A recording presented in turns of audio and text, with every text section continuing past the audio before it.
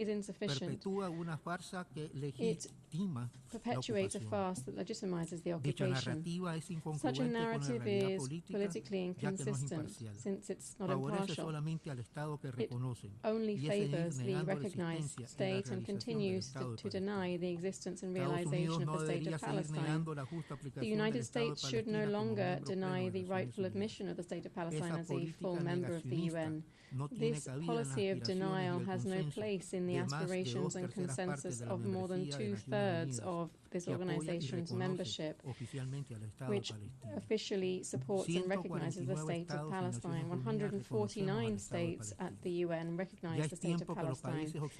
It's now time for Western countries to bring an end to their policies of denial towards the Palestinian people. If they do not do so, they will be accomplices in the crimes of Zionism and the impunity fueling this genocide, where now not only bullets and bombs are used to kill, but hunger is also wielded to try to annihilate the unbreakable will of Palestinian freedom. The right of the state of Palestine must be recognized without any preconditions or conditionalities. The right to self-determination is sacred and is fundamental to the UN Charter. The Palestinian people must be able to exercise its right to self-determination without being subjected to any coercive measures. That sovereign right belongs solely to the Palestinian people. Recognizing the state of Palestine is an act of peace. It is a necessary step to correct this historical injustice that has lasted 80 years. Future generations, when looking back over history, will rightly ask how and why was this genocide and such barbarity against the Palestinian people allowed to happen. Chair, Nicaragua hopes that this conference will also result in concrete steps alleviating the suffering of the population of the state of Palestine and the Gaza Strip, and will bring a complete end to Israel's illegally recognized occupation of all the OPT. Humanitarian assistance, far from being an optional gesture, is an obligation under international law. Israel must allow immediately unrestricted, continuous and unconditional access for humanitarian aid, ensuring the flow of food, water, medicines and medical equipment without political obstacles or arbitrary conditions. We condemn the politicization and use of humanitarian aid as a weapon of war. The international community has the responsibility to act decisively, harnessing all available mechanisms, including legal ones, to ensure the safe passage of aid. The International Court of Justice has determined that the Israeli occupation is illegal. All states are obliged not to recognize or support that situation. Those doing so become accomplices to an international crime. Chair, enough with impunity. We must apply international law as concrete measures to hold Israel accountable for its crimes. Nicaragua has joined the commitment to adopt 6 coordinated diplomatic, legal and economic measures to halt Israel's assault on the OPT and to defend international law more broadly. Nicaragua does not recognize as legitimate the situation created by Israel's illegal action, as confirmed by the ICJ in its advisory opinions of 2004 and 2024. Nicaragua provides no political, economic, military or other support to the State of Israel. Nicaragua has no form of commercial relations or economic activity involving the occupied Palestinian territory or products made, manufactured or produced by Israel. Chair, the Government of Reconciliation and National Unity of Nicaragua and the Nicaraguan people have always supported the just cause of the Palestinian people. It's a matter of principle of solidarity among brothers and sisters in struggle. We reaffirm our unconditional support for the inalienable rights of the Palestinian people, their right to return, and their right to a free and sovereign Palestinian state in accordance with the 1967 borders and with East Jerusalem as their capital.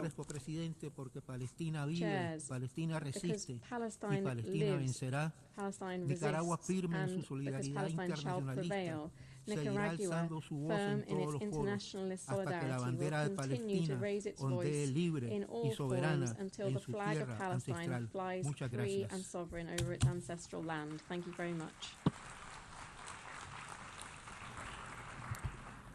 I thank the distinguished representative of Nicaragua. I now give the floor to the distinguished representative of Liechtenstein.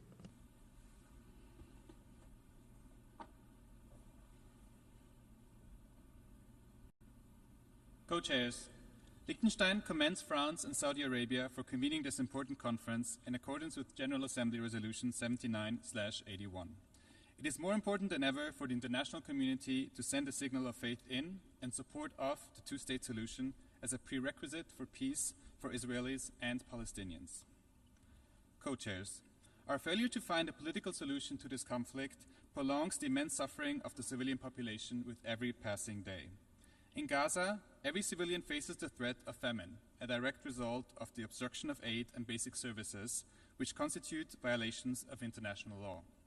Liechtenstein strongly condemns intentionally using starvation of civilians as a method of warfare and urges Israel both to allow the full resumption of aid into Gaza immediately and to ensure swift and unhindered access to the UN and other humanitarian organizations, in accordance with its obligations under international law and international criminal law.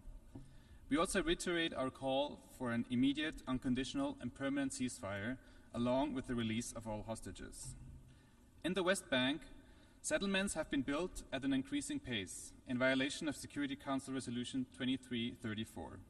Resolutions adopted by the General Assembly are ignored, and Security Council resolutions regarding all parts of the occupied Palestinian territory are routinely violated. Indeed, the International Court of Justice last year reiterated that Israeli policies and practices in East Jerusalem and the West Bank amount to annexation.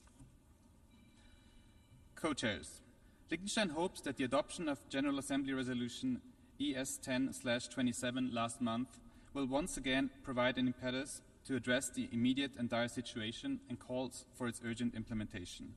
As we said at the convening of the emergency special session, the situation clearly demonstrates the maxim: there cannot be a military solution, but only a political one. Liechtenstein reaffirms the right of the Palestinian people to self-determination and its strong support for the two-state solution, with the State of Israel and the State of Palestine living side by side in peace and security and mutual recognition, as the only way to bring a peaceful, stable, and sustainable solution to the ongoing conflict. Liechtenstein has for many years been of the view that the State of Palestine fulfills the criteria of statehood under international law. In this respect, let us remind all actors, including those looking to effect demographic change, the two-state solution is not up for debate. Attempts to change this reality by force are in opposition to the purposes and principles of this organization and the expressed will of its membership. Co-chairs, going forward, Liechtenstein calls on all actors to adhere to and implement all relevant resolutions of the General Assembly and the Security Council, starting with Resolution 181 that made clear the commitment of the membership to the two-state solution. We will continue to work with all states on the basis of our shared commitment to protect civilians and uphold international law to ensure that the Palestinian people are able to live in a secure, peaceful, and dignified manner, side by side with the State of Israel as two states with equal rights. This is the promise that we have collectively made and must work to keep. I thank you.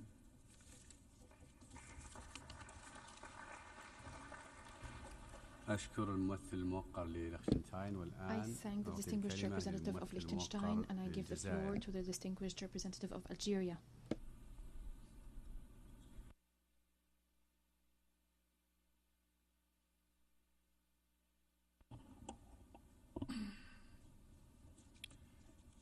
Co-chairs, we commend Saudi Arabia and France for leading the efforts toward the organization of this high-level conference. We meet today to discuss the two-state solution. To some, this may seem futile, even surreal. How can one speak of statehood while Gaza is destroyed, while Gaza is burning, while Gaza is starving? How can one speak of statehood while the West Bank is bleeding? Yet, It is precisely in times of darkness that principles must be affirmed and reaffirmed. Coming from its own history, Algeria believes that the right response to oppression, the right response to occupation is not surrender, but steadfastness, not despair, but determination, not silence, but resolve. The Palestinian people have a legal and natural right, a right rooted in history, in law, in justice, the right to self-determination, the right to an independent, sovereign state of Palestine, with Al-Quds Sharif as its capital. Co-chair, Algiers, the capital of my country, witnessed in 1988 the declaration of the establishment of the State of Palestine. Today, we again and again call for action, not rhetoric, and we propose 3 clear steps. First, the two-state solution must be fortified. This begins with granting the State of Palestine full membership in the United Nations. Algeria was the first, and so far, the only country making officially that call to the Security Council last January, a call supported by the overwhelmingly majority of the members of the Security Council. And we stand ready to do it again. Second, recognition must answer denial. Algeria was the first country to recognize the State of Palestine 37 years ago. And we now call upon all nations that have yet to do so. Catch up with history. Third, the Palestinians must be empowered on their land. Displacement must be rejected. Land must be protected. Settlements must be criminalized. Impunity must end. But before all this, before all else, there must be a ceasefire in Gaza. Now, not temporary, not conditional, an immediate and conditional and permanent ceasefire. Aid must flow, not trickle. Children must eat, not starve. Co-chair, in conclusion, allow me to recall the words of President Abdelmajid Tebboune. Algeria is with Palestine, and we shall not waver. We shall not abandon the just cause of the Palestinian people until they obtain their full and undiminished rights. I thank you.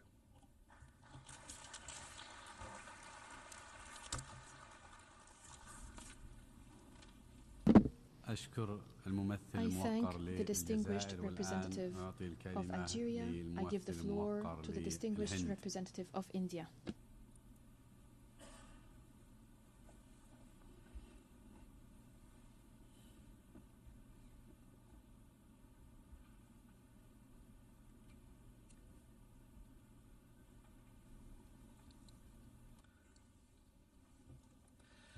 Distinguished co-chairs and excellencies.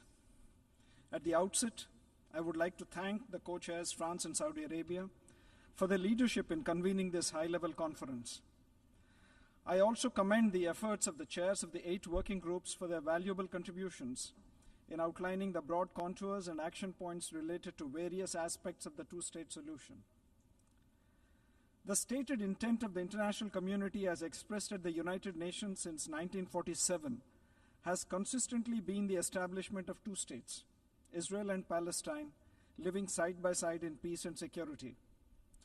In 1974, the question of Palestine was reintroduced in the General Assembly's agenda, and since then, it has reaffirmed the inalienable rights of the Palestinian people to self-determination, national independence, and sovereignty.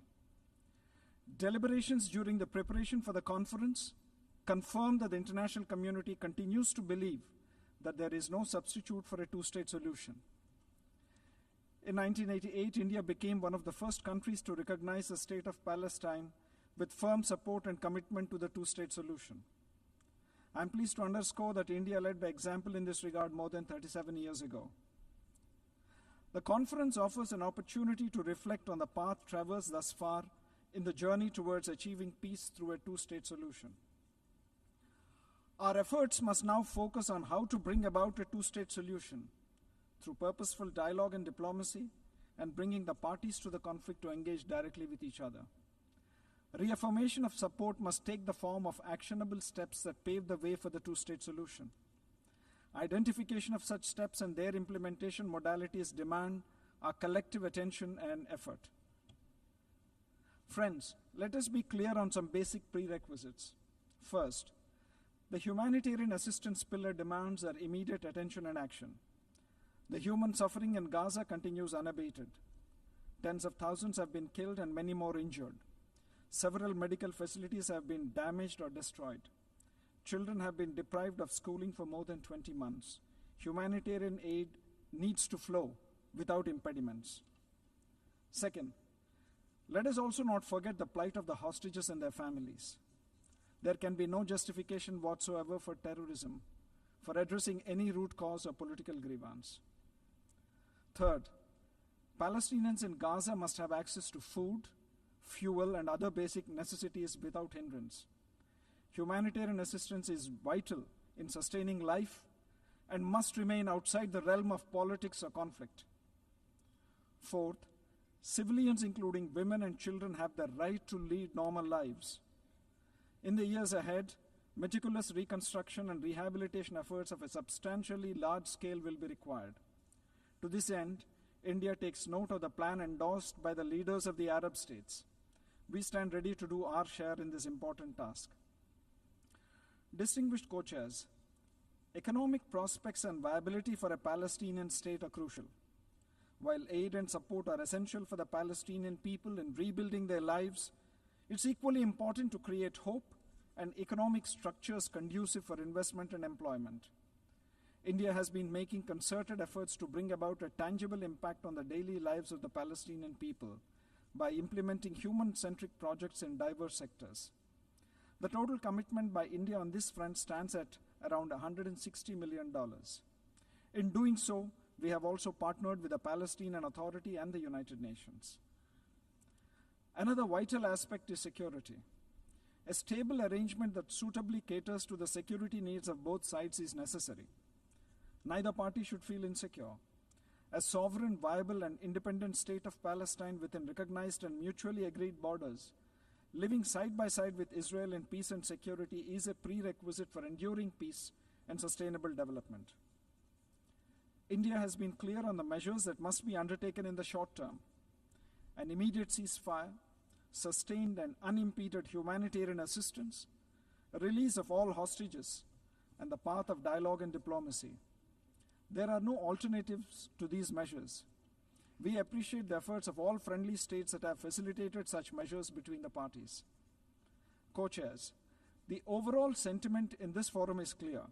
It is also India's earnest desire to see peace and calm prevail in the Middle East. Lasting solutions are required to achieve this. Certain action points are emerging from the conference. Following up on them is the key.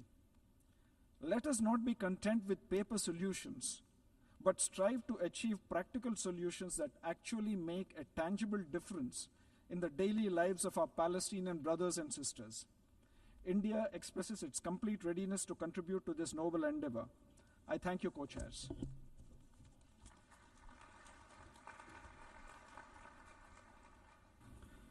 أشكر الممثل الموقر I thank للهند the distinguished representative of والآن India. أعطي الكلمة I give the floor to للممثل the الموقر distinguished representative لزيمبابوي. of Zimbabwe.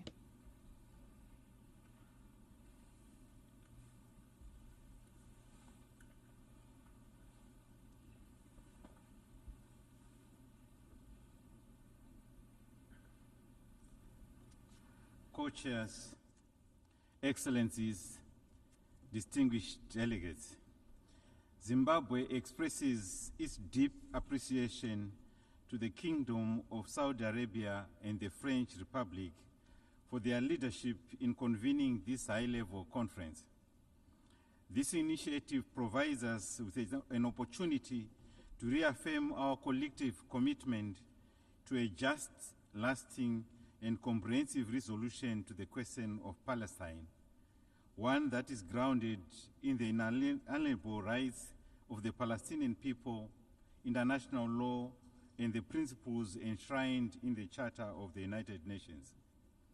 Co-chairs, we are meeting at a time when the Palestinian people are enduring one of the gravest chapters of displacement, devastation, and despair in living memory.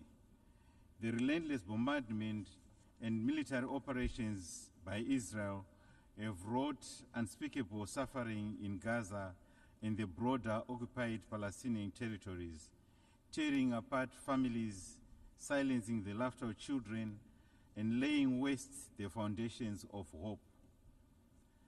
As the innocent perish and the cries of the afflicted rise in anguish, we must pause and search our conscience. Where is our humanity? Where is the compassion that should stir every heart?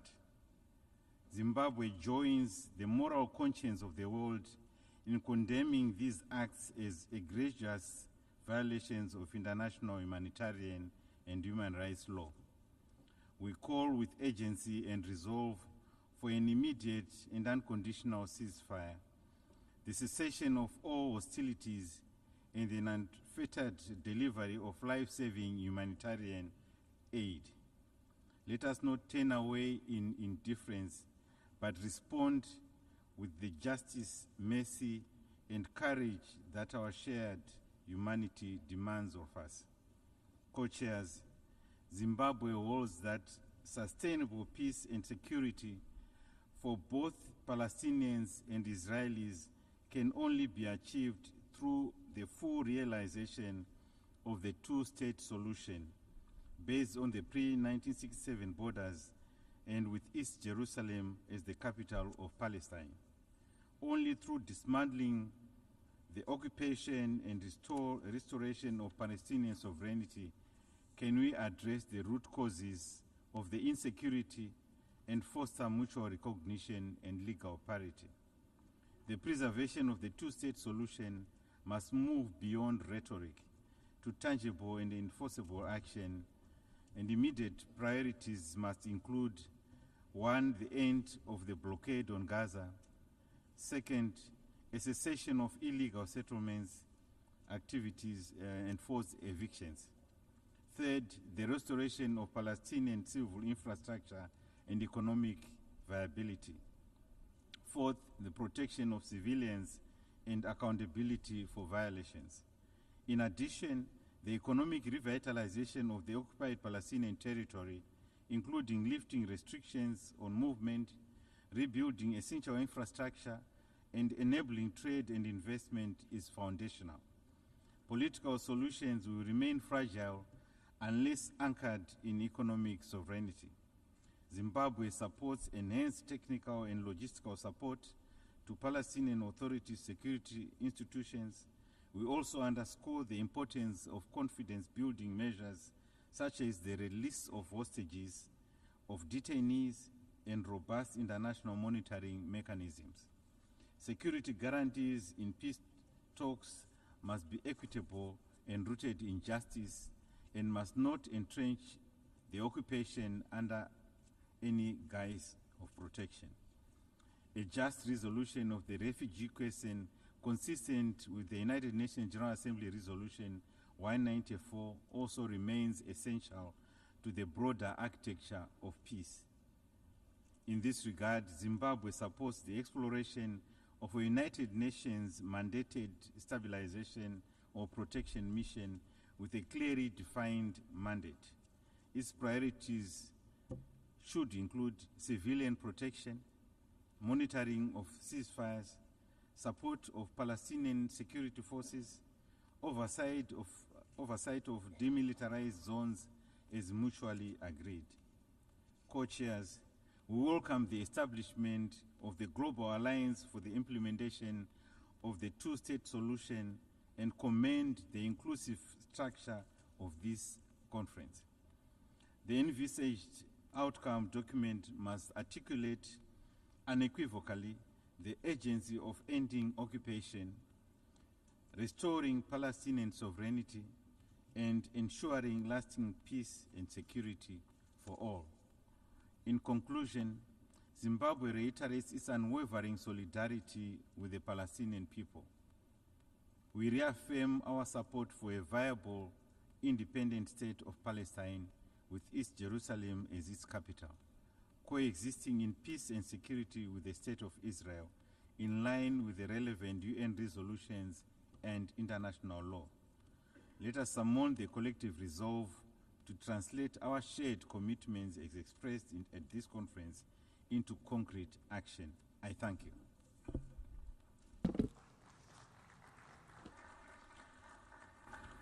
أشكر الممثل الموقر لزيمبابوي والآن أعطي الكلمة للممثل الموقر لبيرو.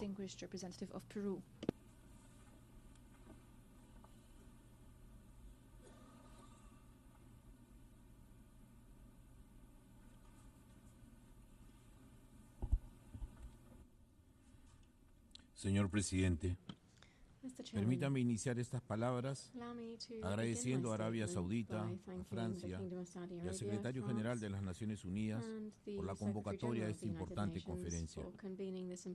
El objeto de la misma es abordar la sensible situación de la población palestina y la implementación de una solución biestatal sustentada en el derecho internacional y en las garantías de seguridad que permitan a las partes armonizar sus posiciones como muestra de un compromiso genuino con la paz. El aumento de la tensión, la violencia sistemática y el constante deterioro de la situación humanitaria en la Franja de Gaza y en Cisjordania son una preocupación cada vez mayor para la comunidad internacional que el Perú lamenta profundamente. El gobierno del Perú reitera aquí su profunda preocupación por el agravamiento de la situación a partir del 7 de octubre del 2023, fecha en la que se produjeron los condenables ataques terroristas de Hamas a Israel. El Perú, como país que en el pasado ha sufrido crueles actos de terrorismo, los rechaza en todas sus formas y manifestaciones sin distinguir quién los cometa o de dónde provengan. Sin embargo, no podemos dejar de mencionar y de lamentar profundamente el sufrimiento inhumano de millones de palestinos desplazados en medio de una inminente hambruna y de una obstaculización inaceptable y sistemática del ingreso de ayuda humanitaria. Todo ello en abierta transgresión al derecho internacional humanitario. Los ataques en Gaza que las fuerzas de defensa de Israel manifiestan que se realizan en contra de la organización terrorista Hamas, conforme lo ha señalado la Oficina del Alto Comisionado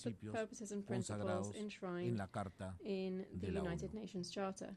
El Perú es un país con una larga tradición de apego al derecho internacional y por ello invoca la solución pacífica de controversias. Seguiremos siendo defensores del multilateralismo, la diplomacia preventiva y el respeto de la dignidad humana. Muchas gracias. Thank you very much.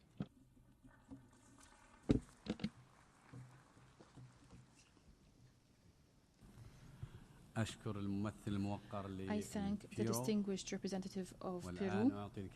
I now give the floor to the distinguished representative of Uruguay.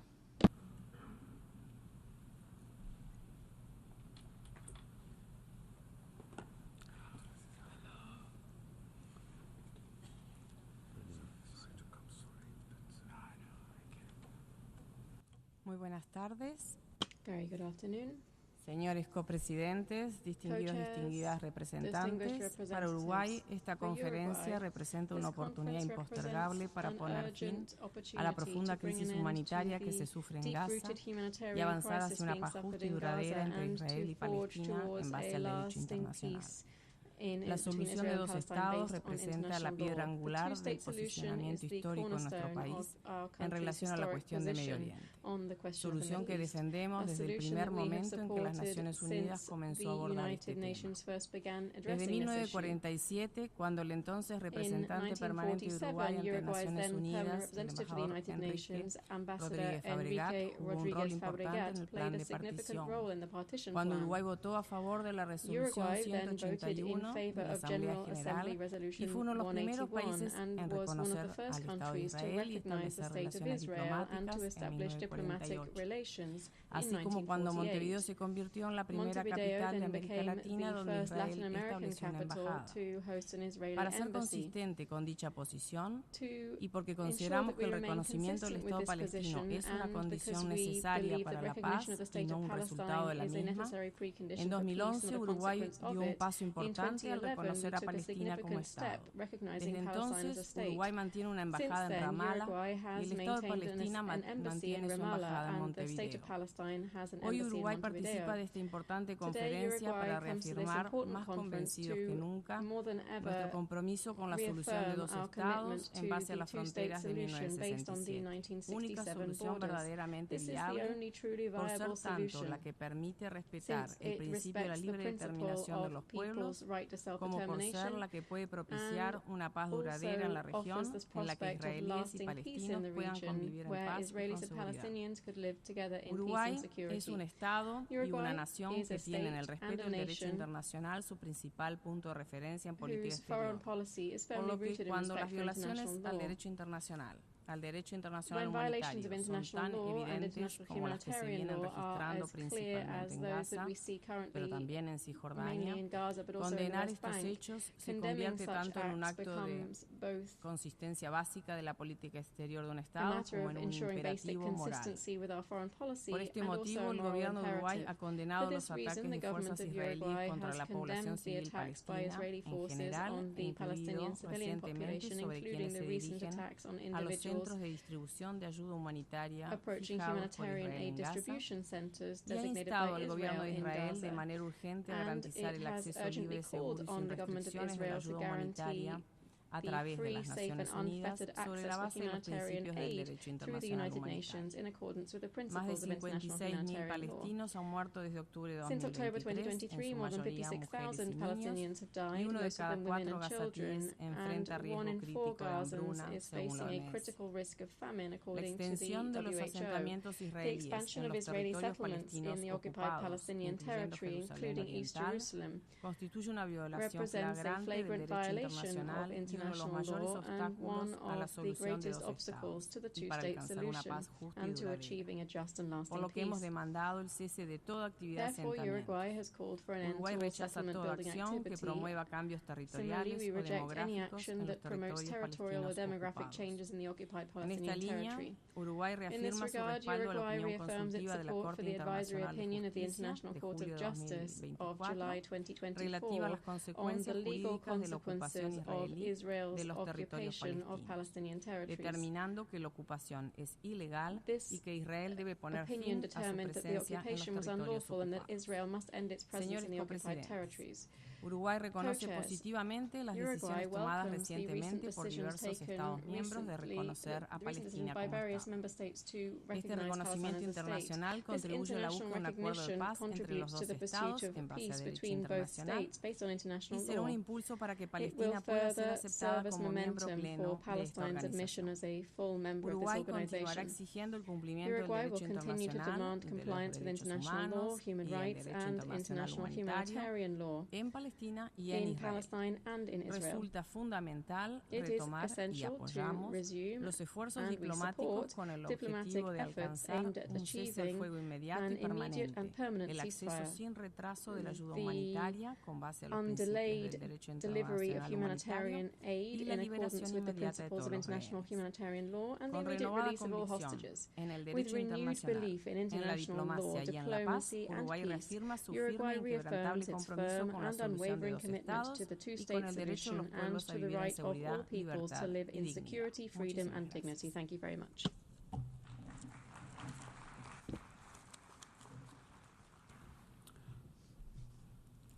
أشكر الممثلة الموقرة للأوروغواي والآن أعطي الكلمة للممثل الموقر لسيشل.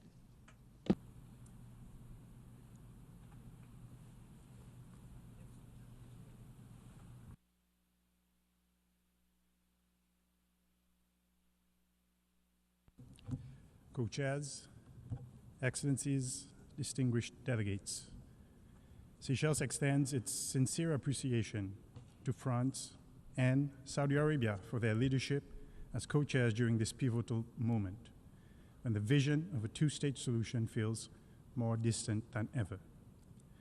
We also commend the co-facilitators' consultative approach and their essential work in guiding us toward solutions on the Palestine issue.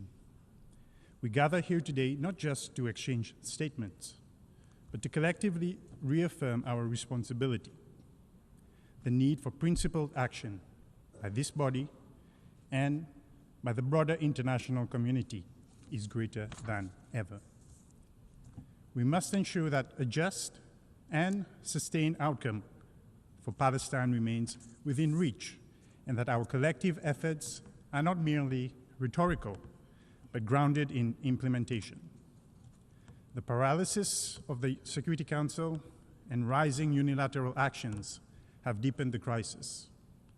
At this juncture, it is critical that the voices of all member states be heard.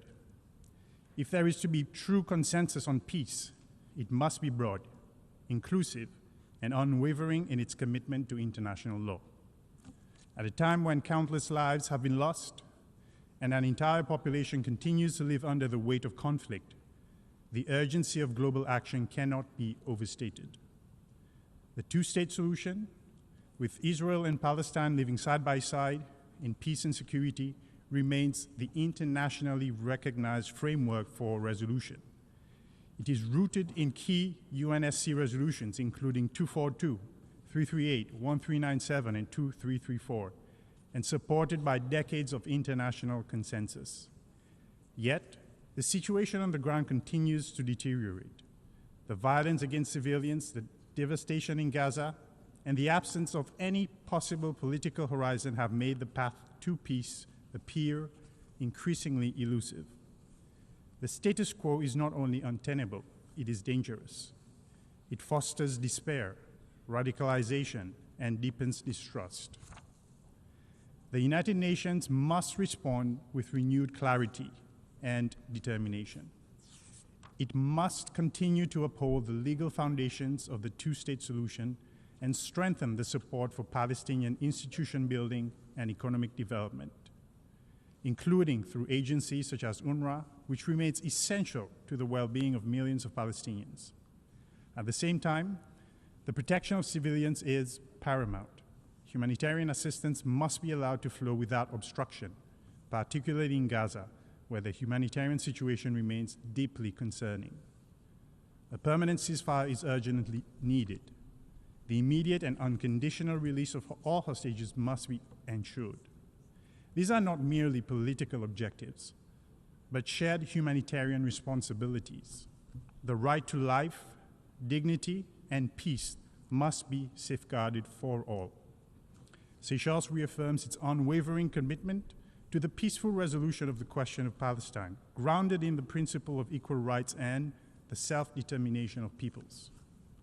The two-state solution must not become a fading aspiration. Seychelles recognized the State of Palestine's declaration of independence in 1988 and welcomes the renewed momentum to fulfill our obligations as an international community. It is the only viable pathway to lasting peace, a sovereign and independent Palestine existing alongside Israel, with both states living in peace and security. If reassurance is what is sought by either side, then let us offer it. The cycle of violence must end. The suffering must end. Humanity must prevail, and the time to act is now. I thank you.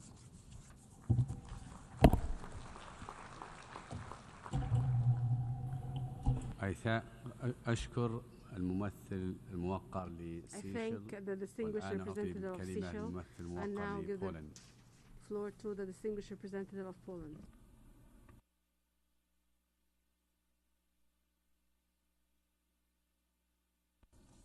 Distinguished co-chairs, excellencies, the moment has arrived to pursue sincere and renewed efforts toward achieving lasting peace in the Middle East. The situation in the region calls for decisive action, as it can no longer endure repeated cycles of violence, suffering, and humanitarian disaster.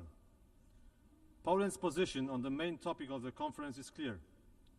We remain firmly committed to the implementation of the two-state solution. It is important to recall that Poland recognized Palestinian statehood back in 1988, more than 35 years ago. We thus thank France and Saudi Arabia for your efforts to enhance global support for the two-state solution.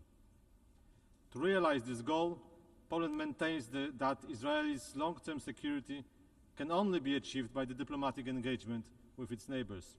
Abraham Accords, facilitated by the United States, serve as the best example to follow. Yet, to enable a diplomatic solution, the Palestinian issue must be addressed. Excellencies, Poland condemns all forms of terrorism, whether state-sponsored or carried out by the non-state actors. Terrorism is no solution to any problems. It only deepens suffering and instability of people, states, and regions. In this context, we fully support Israel's sovereign right to self-defense and persistently call for an unconditional release of Hamas-held Israeli hostages. But we cannot tolerate Israeli's policies that result in civilians dying of hunger on the Israeli-occupied Palestinian territories. Poland upholds its position that the limitation of humanitarian aid deliveries to the Gaza Strip, employed by the Israeli authorities as a means of exerting pressure on Hamas, constitutes an unacceptable violation of the principles of international law. We call for immediate, full, and sustained humanitarian access. Poland also sees the necessity of resuming the activities of UNRWA in the occupied territories. We continue to provide financial support to this United Nations agency. Excellencies, a new momentum is emerging, although we are fully aware that achieving a two-state solution is bleak and requires breakthrough efforts. In this context, we are particularly alarmed by the recent Knesset resolution calling on the government to, and I quote, extend Israeli sovereignty over Judea and Samaria and the Jordan Valley, end of quote, which effectively amounts to the annexation of the occupied territories of the West Bank. In conclusion, Excellencies, allow me to underscore that Poland strongly condemns the violation of international law and international humanitarian law, including the Gaza Strip, and we have often taken a public stance on these matters. We call for an immediate restoration of the humanitarian access to Gaza and the reassumption of the food and medical aid convoys. In this spirit, we have recently joined the British initiative, together with 30 like-minded foreign ministers, to address the grave situation on the ground in Gaza. Above all, we express our strong hope for a swift agreement on the ceasefire in the Gaza Strip, one that will also ensure the immediate release of all hostages held by Hamas. Peace, security, and human dignity must prevail, and I thank you.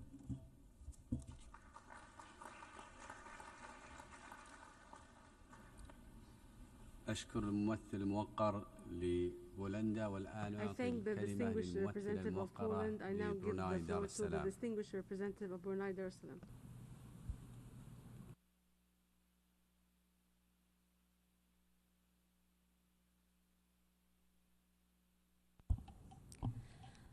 Bismillahirrahmanirrahim. Assalamualaikum warahmatullahi wabarakatuh.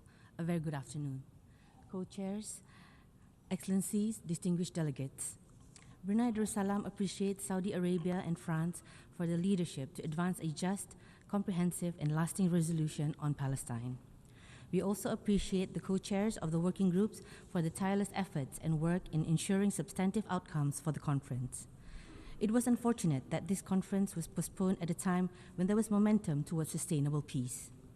Events since then have shown it is more important now than ever to collectively restore that momentum and achieve meaningful progress.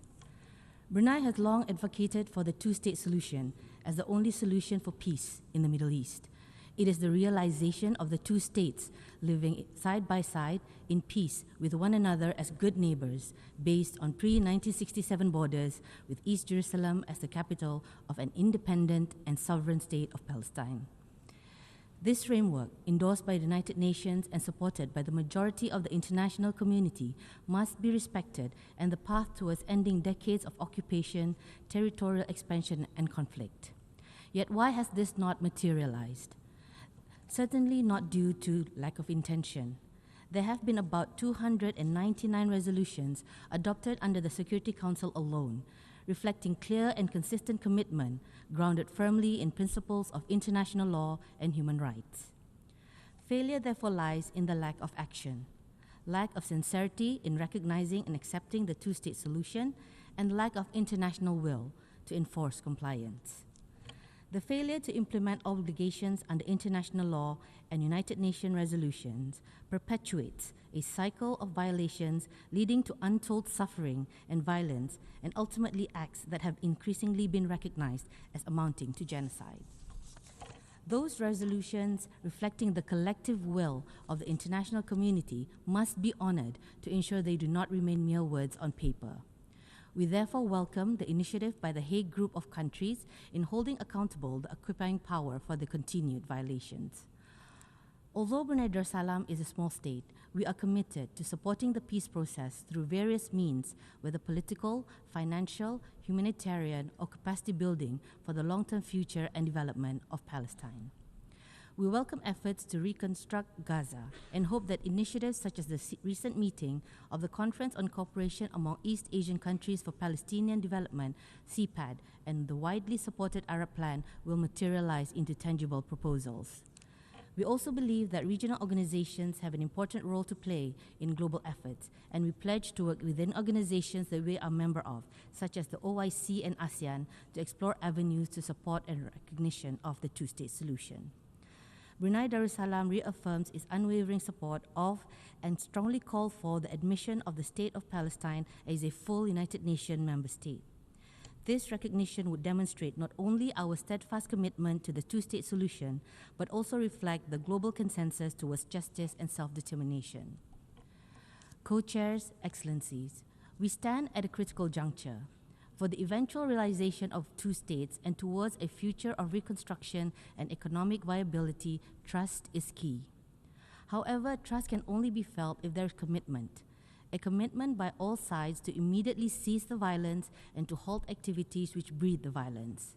As we enter the 8th decade of the United Nations establishment, we must confront the harsh reality that despite countless resolutions, meaningful progress for Palestine remains elusive and that our work is far from done. I thank you.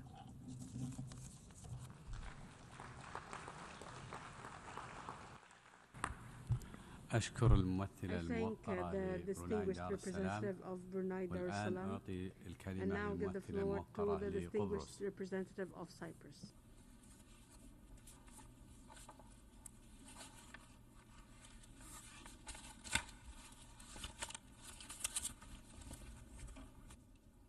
Co-chairs, Excellencies, allow me first to thank the co-hosts France and Saudi Arabia for reconvening this conference.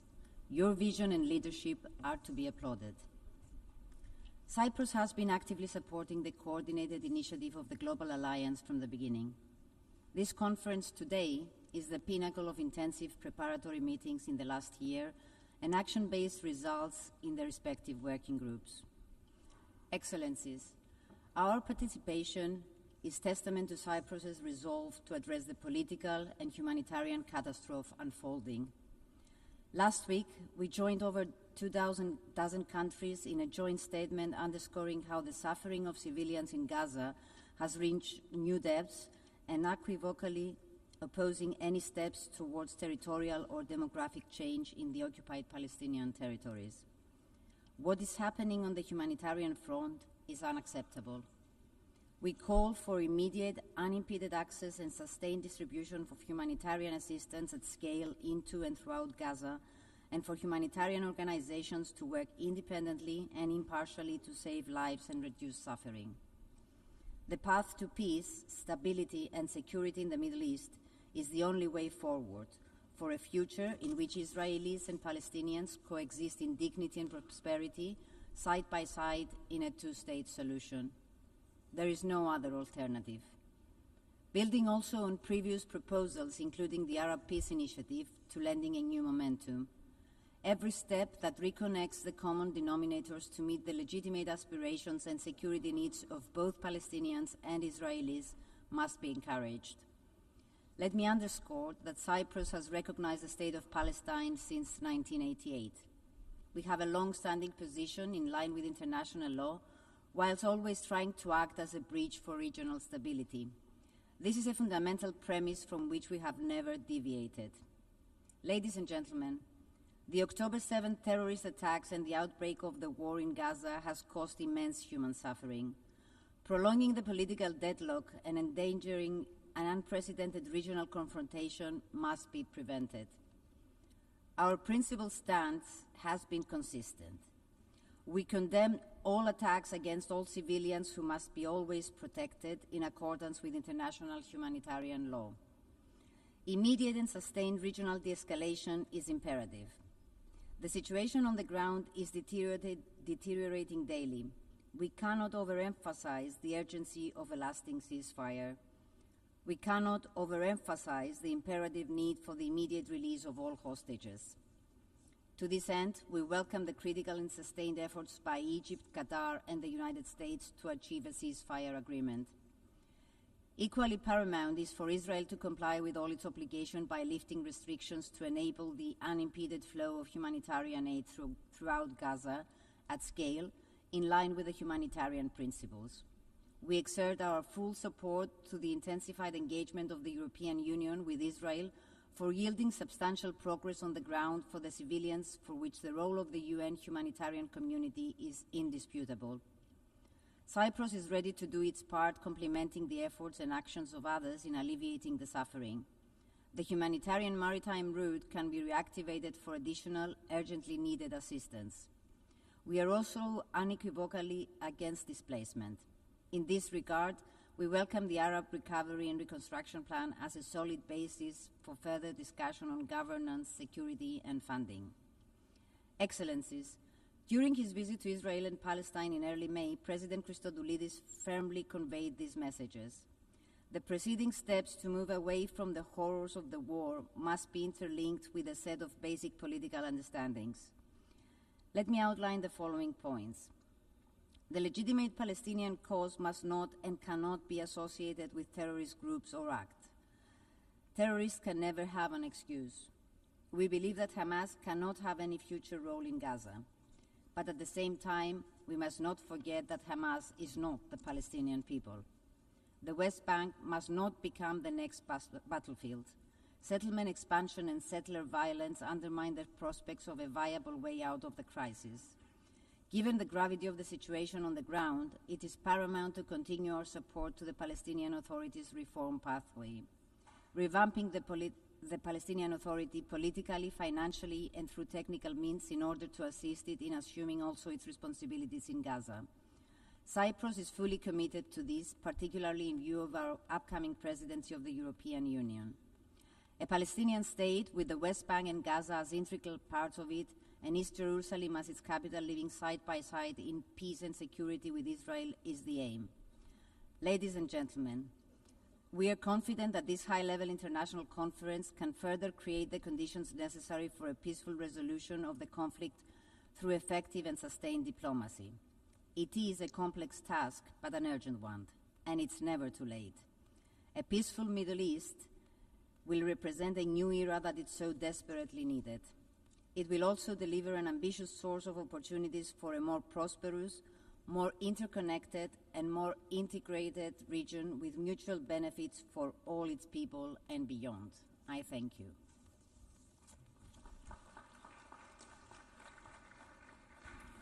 I thank the distinguished representative of Cyprus. I now give the floor to the distinguished representative of Sierra Leone.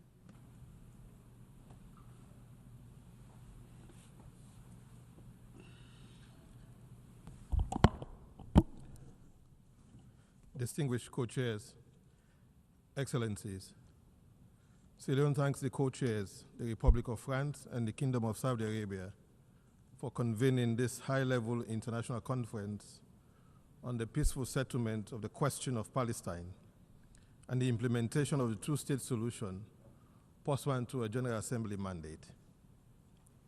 We view this conference as an historic opportunity to reflect on the consequences of an incomplete political process and to recommit to a just and lasting settlement. It also reaffirms the international community's responsibility to uphold the principles of the UN Charter, international law, and multilateralism at a time when the credibility of our institutions is being tested. This meeting takes place against the backdrop of growing international recognition of the state of Palestine and renewed calls to implement the two-state solution. Yet, more than 7 decades after the adoption of Resolution 181 of 1947, the vision of two sovereign states, Israel and Palestine, living side by side in peace and security, remains unfulfilled. The ongoing Israeli occupation, which has persisted for decades, is a core obstacle to peace. Its end is not only a legal requirement, but also a moral and political imperative. Excellencies, the atrocities committed on and since the attack on 7th October 2023 has once again highlighted the urgency of addressing the root cause of this protracted conflict. While peace may ultimately depend on the parties themselves, the occupying power bears responsibility under international law. Without firm and sustained international resolve, however, the conflict will escalate and peace will remain elusive. Sierra Leone will underscore 4 interrelated priorities. First, peace cannot be achieved without an immediate and unconditional ceasefire in Gaza. The humanitarian catastrophe unfolding in Gaza is entirely man-made by the government of Israel and must end. Civilians, particularly women and children, have borne the brunt of indiscriminate violence, siege, and deprivation. We call for the cessation of hostilities and the release of all hostages held by Hamas and other armed groups, and the unimpeded delivery of humanitarian assistance in accordance with international humanitarian law. The international community must ensure full respect for the principles of humanity, neutrality, and proportionality in all actions. Second, Sierra Leone reaffirms its unwavering support for the two-state solution grounded in international law and relevant UN resolutions. This is not merely a political choice, but a legal obligation derived from the UN Charter and the guidance of the International Court of Justice. Sierra Leone recognized the state of Palestine on 3rd December 1988 and has consistently advocated for its full admission as a member of the United Nations. We welcome the announced recognition by France and the United Kingdom this year, which reflects a growing international consensus that recognition of Palestinian statehood is integral to achieving peace. At the same time, Israel has the right to exist in peace and security, free from threat and attack. We reiterate our strong condemnation of the heinous attacks carried out by Hamas on 7th October 2023 against Israeli civilians, including the taking of hostages. All armed groups must disarm and renounce violence, paving the way for demilitarization of Palestinian territories and the restoration of trust necessary for peace and security for both Israel and Palestine.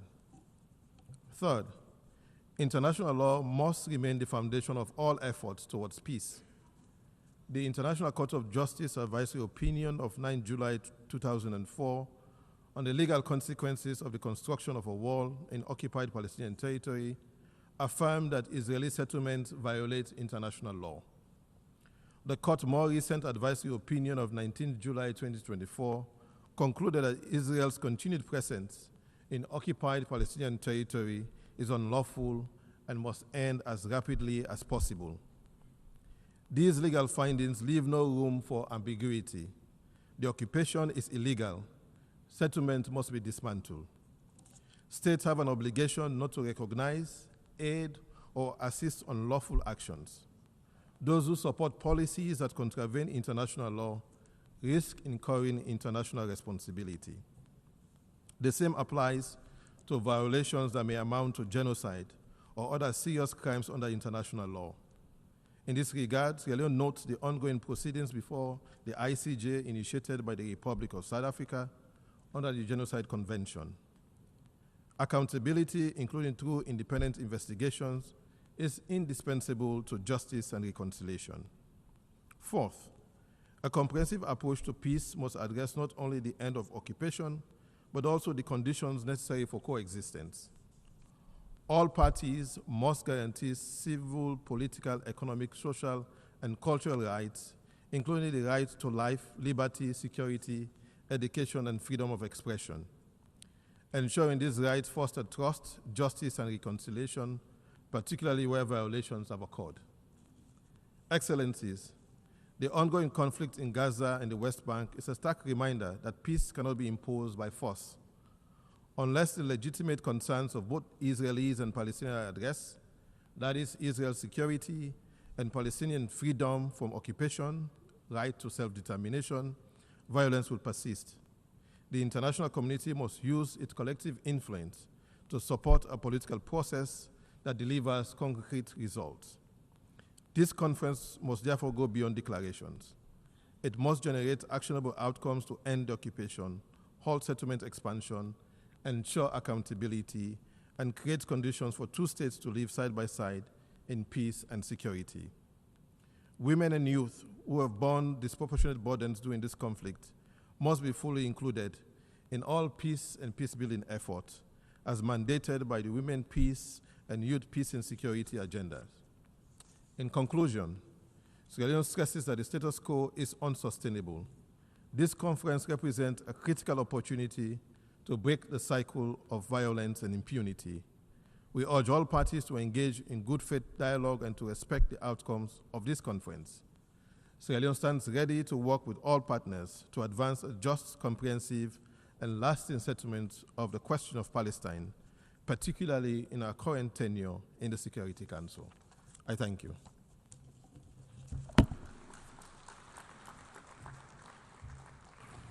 أشكر الممثل الموقر لسيراليون. I thank the distinguished representative of Sierra Leone and now give the floor to the distinguished representative of the Republic of Korea.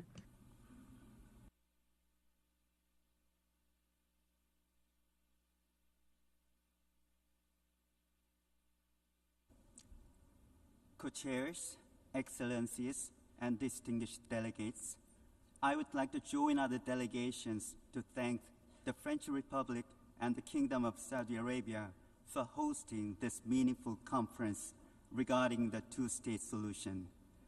Following Hamas' attack on October 7th, the armed conflict in Gaza has continued for more than 21 months. We are deeply concerned over the dire humanitarian situation and the hostages in Gaza, thereby undermining the viability of a two-state solution. In this regard, we consider this high-level conference to be very important and timely. It is high time that a ceasefire be reached without further delay. Once again, the government of the Republic of Korea appreciates the diplomatic efforts made by Egypt, Qatar, and the United States as mediators, and urges all parties to work in good faith in the ceasefire negotiations. Excellencies, the government of the Republic of Korea has joined the efforts made by the international community. Korea, as a member of the United Nations Security Council, has actively engaged in many resolutions calling for a ceasefire and the release of all hostages. The Korean government deeply understands the Palestinian people's aspiration to establish their own state, and we have consistently supported the two-state solution as the only viable way to resolve the Israel-Palestine issue and build permanent peace. The Korean government will continue to engage in the serious discussions of the international community regarding the recognition of Palestinian statehood. In acknowledgement of Palestine's capacity-building needs for future state development, Korea has provided support in its areas of expertise, such as healthcare, education, and public administration. In particular, Korea has provided a total of $106 million in ODA for Palestine through various projects, such as the establishment of the public rehabilitation therapy centers, enhancement of food and pharmaceutical traceability systems, vocational training, ICT equipment support, strengthening of e-government systems, and establishment of a civil servant training institute.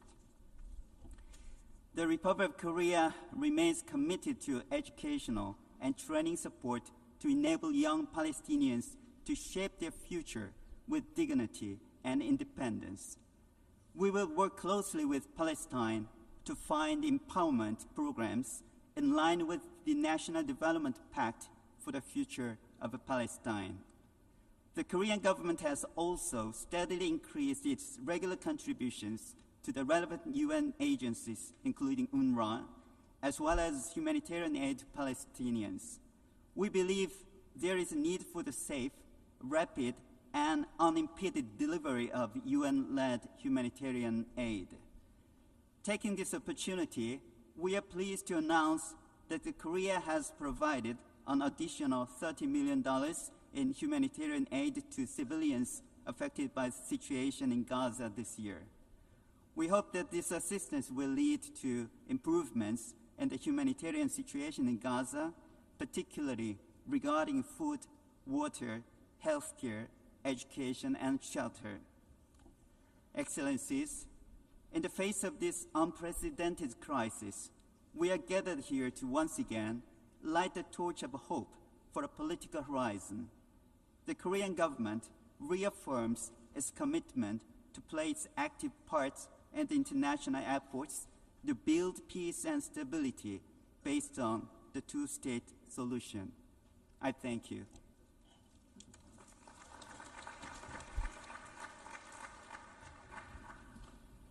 I thank the distinguished representative of the Republic of Korea. We have exhausted the time available for the general debate for this meeting. The general debate will continue tomorrow morning at 10 a.m. in this hall. The meeting is adjourned.